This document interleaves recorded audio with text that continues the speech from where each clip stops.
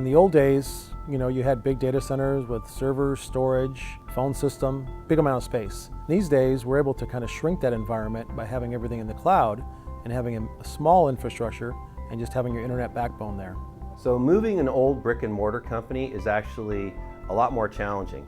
You have all this old equipment that you have to decide, are you going to move all of it over with the services and take an outage, or are you going to buy new equipment and light it up at the new location and then figure out what to do with the old equipment? So when we come into a new building, we kind of look at a couple different things.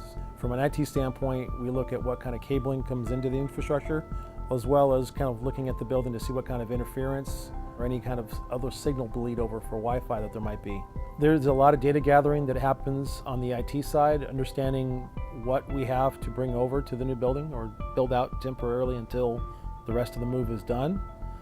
So we work really closely to understand the power, space requirements. The way that we figure in continuity of service is that we build in redundancy at all the points that we can from an IT infrastructure. Quality of service and the effect on business is very key to our environment. So all of our desktops today are wired with gigabit ports, which you can plug in your phone, and off the back of it you can run to your laptop. From a Wi-Fi perspective, we actually have QoS scoring that's actually built into our Wi-Fi. One of the best practices for IT, and the fact that we use cloud so much, is that we can minimize the amount of hardware purchases that we need to put out for when we move. We've basically got to go put an internet circuit in and a router and a firewall, and we're off and running.